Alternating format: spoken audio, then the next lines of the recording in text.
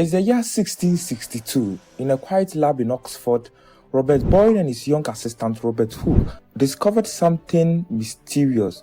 With nothing more than a tall glass tube and a liquid mercury, they trapped a bubble of air at the sealed end of the tube. Slowly, carefully, they pour in more mercury. As the silver liquid rises, the bubble shrinks.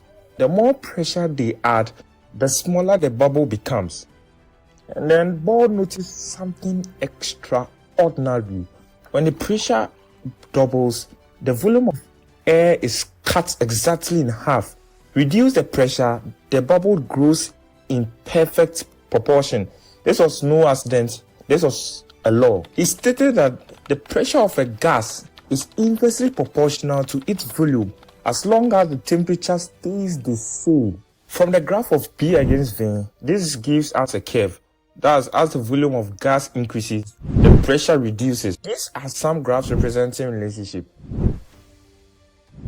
Boyle published this discovery in the strength and weight of the air. In this became the very first mathematical gas law in history. 3 years after publishing his famous gas law, Robert Boyle turned his attention to something more mysterious: cold. Boyle suggested that heat and cold were about the motion of tiny particles. Heat was motion. Cold was motion slowing down. Jack Charles in 1783 made history by flying the first hydrogen balloon over Paris. But his greatest legacy wasn't in skies. It was in the lab, where he studied the invisible world of gases. Charles discovered something remarkable. When a gas is heated, it expands, and it expands by the same fraction of each degree of temperature. He realized that all gases followed this pattern, no matter what kind. A few years later, Joseph Gay-Lussac confirmed Charles' findings in 1802. This was known as Charles' law. It states that the volume of a given mass of gas is directly proportional to its absolute temperature at constant pressure. Of course, no one had ever reached such temperature. In the early 18th, Michael Faraday, in 1823, he performed a remarkable feat. By applying pressure and cooling, he managed to liquefy chlorine and ammonia. For the next 2 decades, Faraday liquefied gas after gas, carbon dioxide, hydrogen sulfide, and the rest. Each success brought scientists closer to the frontiers of cold. Yet some gases like oxygen, nitrogen, hydrogen, carbon monoxide refused to yield.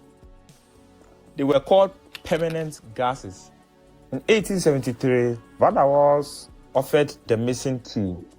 The old gas laws treated molecules as if they were mathematical points, with no size, no attraction, no reality. This was known as the ideal gas equation. But Van der Waals saw differently, so he came up with this. P being the pressure of the gas, V volume of the gas, N number of moles, R gas constant, T temperature, the A the constant correcting for intermolecular attraction, and B constant correcting for finite volume of gas. By adding these corrections to the gas laws, Van der Waals created a new equation of states.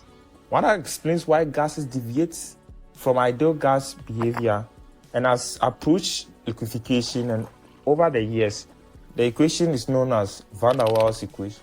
For centuries, scientists dreamed of reaching the coldest possible temperature, a place where all molecules' motion stops.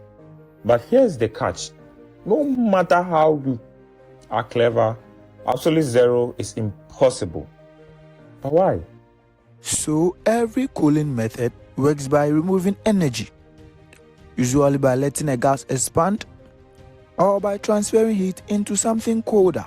But here's the problem. As you get closer to absolute zero, there is less and less heat left to remove. According to the third law of thermodynamics, the amount of work you need to remove that final bit of energy grows to infinity. This means that as you approach 0 Kelvin entropy, the disorder of a system approaches a constant minimum. Every step toward absolute zero becomes exponentially harder. Absolute zero is a boundary, an untouchable horizon, like the speed of light. It marks the edge of what physics allows. We can get imaginably close, and in doing so, we have discovered superconductors, superfluids, quantum phenomenon that shaped modern technology. But the absolute stillness of 0 Kelvin will never remain beyond our reach.